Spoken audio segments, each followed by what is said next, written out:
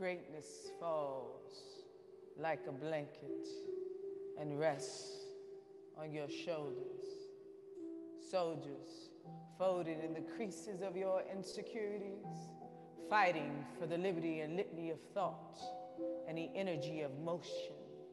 It is the elixir and potion from past hurts and commotions, breeding spoken tokens of his presence found in the essence of your emotions and characteristics. Lyrics played out by your spirit in this dimension. It is the factor that activates comprehension when nothing in your life makes sense in the midst of complexities. Where greatness is the question, you are the answer in this jeopardy. And in the mental gems of confusion, your obstacles are only optical illusions, giving conclusions and glimpses of what it is meant to be, served through the word called you. You, this evolving statement of greatness. And every walking word is a verb that is distributed to the masses. Whether it links or transitions is based on semantics. Some will say it's magic, how they lavish at your antics, but your fabric is not a graphic created to force a habit of being objectified. Nor are you an item to be perused. You must move to serve your greatness. Exercise when fitness is added to the equation. You see, the moment you move, you overcome history's pages and begin writing the sequel to your beginning. Your present and future combine to become never-ending fairy tales. So sleeping beauties, arise. No longer will greatness be frozen in time. Let it go. The past can't hold you back anymore.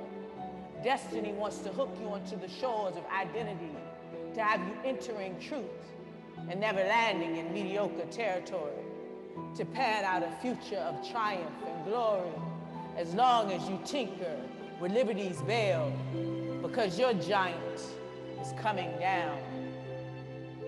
The big bad wolf wants to blow your bodily house to the ground before you take flight with the rest of the Arabian Nights in spite of your struggle.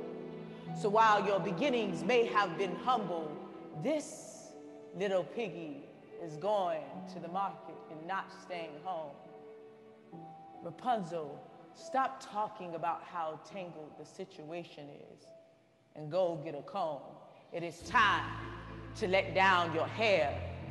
Quit saying you can't come out of it and create your own stairs. Stare fear in the face and build a bridge to Terabithia and get over it, because your word has the power to shoulder it. Make your 3 wishes. Geppetto will tell you if your nose has grown a few inches, there is always forgiveness the moment you make mention of a mistake. You see, to be great, you must let go of your pride. So Alice, don't wonder too long.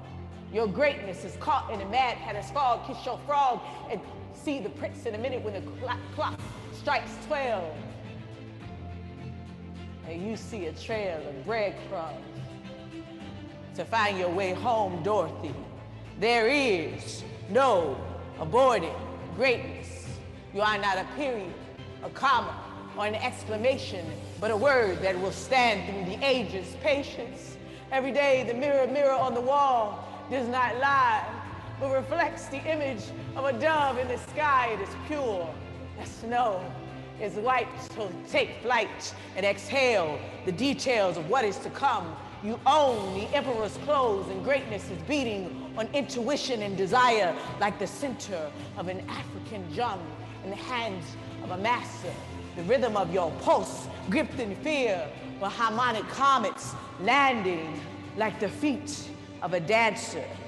Who you are is plastered in the disasters and the hazards of that in which you're after. You, as a word, have been juggled, fumbled in the hands of those in trouble. See, they didn't know what to do when they stumbled across your pronunciation, so they stuck you in a proverbial box and used societal expectations as a means of justification for their misuse and abuse of your meaning. But greatness calls you away from the nightmare into dreaming and ultimately asks you to go deeper. And with each beat, your purpose lies in the coral reefs of your ocean. With such agility, grace, and locomotion, you rise and fall with each crest, surfing onward toward new conquest. This greatness is language, walking on water, until you realize you can no longer loiter on the borders of your meaning. Conflict arises, gifts and callings rising. Deep sea diving has led you to find treasure that's surprising and can no longer be ignored. And now you have to figure out how to get what's anchored into your soul onto the shores of reality. Depravity screams, but greatness rings in the canals of your spiritual ears. A combination of two Luthers singing always and never too much from the prodigious hills of purpose. And the atmosphere reverberates from the quickening of sounds formed by your tenacity, trembling as you are rapidly transforming. Your brain is storming, pouring vast amounts of color to the schema that lies ahead. Like JPEGs, each dimension pixelates the image of a platter, because what pixelates the entire portrait is the courtship between you, greatness, and the master. See, your crafter knew each chapter would deliver a new revelation, illustrated pages for nations to read, except your word evolves into a book that bleeds and breathes to lead others into destiny. It is an entree and a full course meal, revealed in broken seals where your layers are peeled, and you embrace the fact that you are what is to be digested.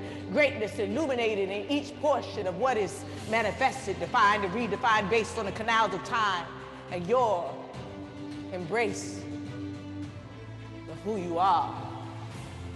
Will you be served as poetry or prose, romance, philosophy, or loads of history? And God forbid your word reminds others of past history, horror. And even if that is the case, there is always a tomorrow you see to be great. The form and shape of your configuration should have others' hands clasped together at the table to grace the greatness you exist to serve. So take out your silverware and napkin to begin dissecting your own word. You have just been served. Now go and be great.